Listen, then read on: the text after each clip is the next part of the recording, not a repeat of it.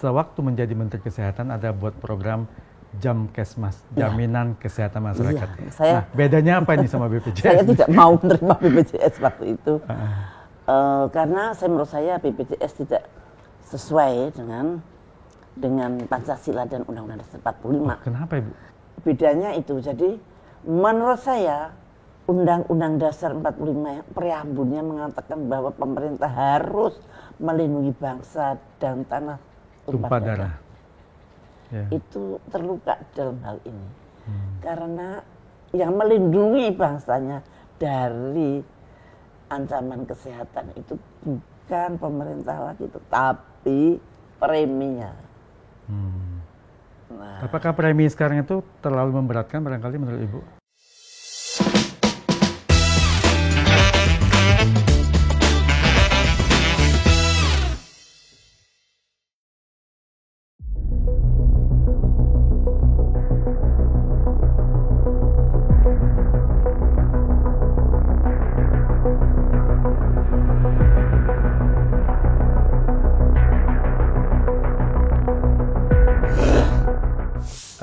Ibu tadi tentang demam berdarah, tentunya kan banyak pasien nanti yang akan masuk ke rumah sakit.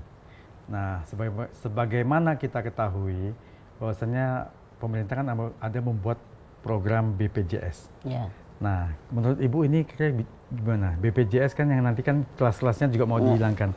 Pendapat Ibu bagaimana ini? Setahu saya setiap ada bencana kesehatan, pemerintah menanggung sepenuhnya. Apakah itu demam berdarah, apakah itu COVID, penyakit apapun ya. Pemerintah menanggung sepenuhnya. Ya sekarang sih melalui BPJS. Melalui BPJS. Kalau menurut Ibu, kan saya tahu Ibu dulu ada sewaktu menjadi Menteri Kesehatan ada buat program Jamkesmas, Jaminan Kesehatan Masyarakat. Nah, bedanya apa ini sama BPJS? Saya tidak mau menerima BPJS waktu itu. Karena menurut saya BPJS tidak sesuai dengan Pancasila dan Undang-Undang Dasar 45. Kenapa, Ibu? Saya nggak ngeh kalau saya jadi menteri itu tahun 2004. Undang-Undang Dasar 45 yang asli kan sudah dirubah atau di amandemen di tahun 2002. Artinya sudah berjalan, tapi saya tetap masih pengen seperti Undang-Undang Dasar 45 yang asli.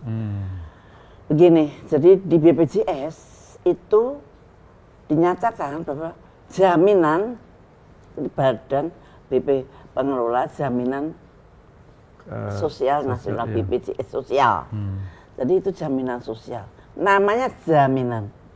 Tetapi di Undang-Undang SJSN 2004 dikatakan bahwa Undang-Undang Jaminan Sosial dilakukan dengan cara asuransi. Lah asuransi, kalau asuransi ada preminya, kan berarti ada preminya tiap bulan. Penduduk itu harus membayar. Ya, membayar premi. Nah, di situ agak bertentangan dengan Undang-Undang Dasar 45 di mana pemerintah itu bertanggung jawab pada pelayanan kesehatan. Harusnya menurut undang-undang itu gratis gitu. Iya, seharusnya. Pemerintah menjamin gitu. Setidaknya tidak diharuskan gitu. Waktu itu saya kaget, nggak bisa dong kalau rakyat semua disuruh membayar. Kan ada rakyat yang tidak bisa. Maka saya minta waktu itu, saya coba. Rakyat miskin dan hampir miskin itu gratis. Saya waktu itu satu kepala 5.000, kemudian saya zaman 89 juta rakyat, 86 juta rakyat. Miskin dan near miskin, near poor. Kenapa kok ada miskin dan near miskin? Karena saya menilai rakyat miskin itu sebanyak 72 juta. Yang near miskin? Waktu itu. Tapi menurut Bu Sri Mulyani, bagian keuangan, yang Menteri Keuangan, cuma 30. Oh, jauh sekali perbedaannya itu. Oh, beda sekali. Karena kalau itu kan untuk penilaian ya kalau ini. Tapi yang di lapangan segini. Kenyataannya. Wah, enak dong Ibu. Kalau tambah banyak yang miskin Pak. Tapi kalau tambah banyak yang miskin kan pemerintahnya yang jelek gitu. Akhirnya Pak SBY bilang ya udah near miskin, near poor. Pur Nilai dan Pur itu artinya Nirpur. tidak ada yang miskin atau apa? Nilai Pur? Ya memang masih miskin menurut saya sih. Kalau miskinnya $2 per day, ya itu musim yang miskin kita hampir separuh lebih. $2 per day itu berapa coba? 30 ribuan sekarang ya? Sekarang ya 31 ribu. Jadi berarti 1 juta per tahun. Per bulan? Per bulan. Per bulan ya. Hampir 1.900.000-an lebih. Ya itu. Yang penghasilannya maksudnya, penghasilannya? Penghasilannya. Oh. Kan sekarang UMR udah 4 jutaan, ada yang 2 juta lebih, lihat provinsinya mana. Betul-betul menurun, tapi namanya angka kemiskinan saya nggak pernah percaya dengan BPS. Ada politisnya ya? Ya itu politik. Nah, terus saya mencoba dengan 80-an juta rakyat miskin itu sangat berbeda. Jadi rakyat miskin sama sekali tidak ditarik bayaran. Kalau dia sakit, obatnya sama dengan orang yang biasa. Nggak boleh dibeda-bedakan? Nggak boleh dibeda-bedakan. Mau operasi jantung gratis. Cuci darah seumur hidup gratis. Kanker gratis. Betul. Orang gila pun saya openi. Dibayar. Orang lepra kita openi. Coba sekarang BPJS. BPJS saya tanya, ngopeni orang gila nggak? Nggak ada. Karena orang gila nggak bayar premi. Nah, terus orang gila siapa yang mau bayar? Biasanya kalau saudara-saudaranya, familinya itu nggak mau bayarin. Biasanya dibuang aja di rumah sakit jiwa, terus ditinggal banyak sekali yang terlantar begitu. Wah, itu sangat menyeramkan. Nah, itu bedanya BPJS dengan jadi satu asuransi, satunya jaminan murni. Kesehatan masyarakat dari pemerintah ya? Dari pemerintah. Ya? Untuk ngopeni se-Indonesia itu. Gitu loh. Nah itu sebetulnya bisa dengan cara pengaturan. Cara pengaturan yang benar, orangnya benar. Nah, saya sudah nyoba kok. Uang jaminan sosial itu saya titipkan di kas negara. Jadi kalau rumah sakit ngeklaim, kemudian kita verifikasi dulu. Kita punya verifikator khusus. Kemudian kita verifikasi benar. Oke, barulah kas negara ngirim ke rumah sakit dari bank ke bank. Untuk meminimalisasi korupsi. Tidak ada korupsi. Sebetulnya kalau dilihat dari situ aja saya tidak mungkin korupsi. Lagi uang segitu banyak saya titipkan, semua pada heran. Walah, enak benar uang dikasih duit segitu banyak kok dititipkan. Nah itu dititipkan ke kas negara. Artinya bisa diawasi semua. Bisa saya lihat setiap hari yang diklaim berapa, uang tinggal berapa. Dan uang itu juga bisa mendapatkan bunga lagi kan? Nah iya. Yang kita di kas negara pokoknya yang mengelola. Nah itu kemudian bedanya itu. Jadi menurut saya Undang-Undang Dasar 45 preambulnya mengatakan bahwa pemerintah harus melindungi bangsa dan tanah tumpah darah. Itu terluka dalam hal ini. Karena yang melindungi bangsanya dari ancaman kesehatan itu bukan pemerintah lagi, tetapi preminya. Nah, apakah premi sekarang itu terlalu memberatkan barangkali menurut Ibu nilainya? Untuk Bapak tidak berat, tapi untuk orang yang income-nya tidak jelas, masih banyak yang di bawah garis kemiskinan, itu sangat berat. Loh, pemerintah memberikan PBI, jadi PBI itu uang yang dulu saya kelola untuk Jamkesmas, itu utuh terus dari APBN, sekarang jadi PBI. PBI itu adalah kelompok masyarakat yang dibayar pemerintah preminya. Tetapi detik ini PBI itu saya tidak tahu antara kelihatan dan tidak kelihatan. Ada perubahan natural, tiba-tiba tadinya nggak bayar jadi bayar. Saya banyak mendapat keluhan dari bawah.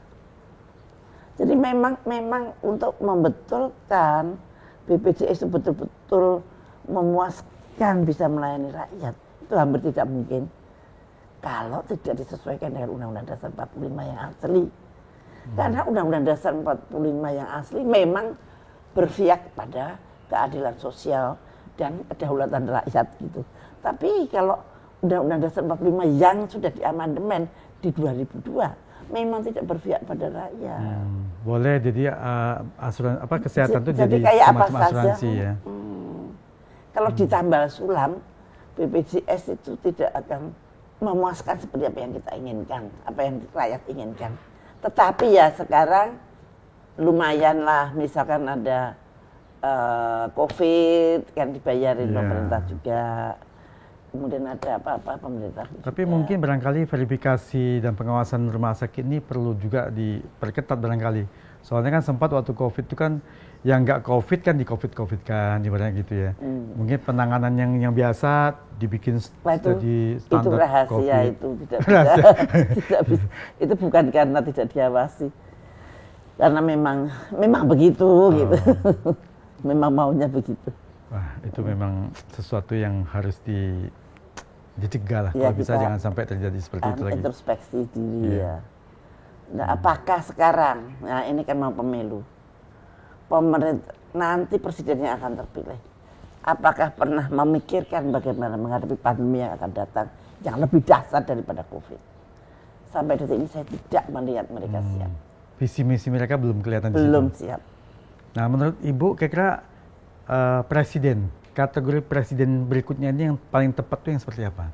Saya nggak sebut kita nama nggak sebut ya. nama, kita nggak sebut nama, tapi kira-kira harapan Ibu seperti apa? Satu, presiden itu betul-betul memang dimaui oleh rakyat. Rakyat kenal jejak apa namanya? Digital. Apa jejak digital? Jejak digitalnya tahu. Visi misinya. Apa calon presidenku ini dulunya pernah berbuat apa untuk rakyat? Apa? Iya. Bagaimanakah misalkan apakah dia pernah melawan kebijakan yang menginjak rakyat? Atau malah dia ikut menginjak rakyat lah itu. Nah itu track recordnya ya. Track recordnya harus ada. Kedua, kita bisa mengira-kira orang ini mengerti nggak ya masalah negara ini. Mengelola negara ya, manajemennya. Mengelola negara itu mengerti nggak? Kalau dia pernah jadi pemimpin wilayahnya seperti apa? Hasilnya seperti apa Hasilnya seperti apa? Nah itu. Nah kemudian tahu nggak masalahnya? Berani nggak dia kembali ke UUD 45? Itu. Ya itu terlalu sempurna ya. Kalau harapan saya terlalu sempurna barangkali.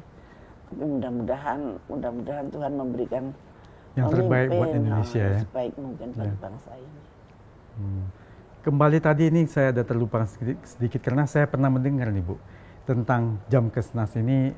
Obama aja belajar sama Ibu. Ini kira-kira gimana Ibu ceritanya? Mereka mengirim 4 orang untuk saya diteter pertanyaan tentang itu. Tadinya saya rasanya marah. Ini apa mereka nggak setuju apa gimana? Ternyata Obamacare itu sedikit banyak itu hampir seperti Jamkesmas. Misalkan kan di sana ada asuransi, tapi asuransi tidak boleh membeda-bedakan. Tidak seperti perusahaan asuransi beneran. Perusahaan asuransi beneran kan kalau udah pernah sakit bayarannya lebih tinggi lah segala gitu. Nah dia bikin itu lebih lunak, lebih Pancasilais lah. Tapi tidak laku di Amerika ya sudah kalah.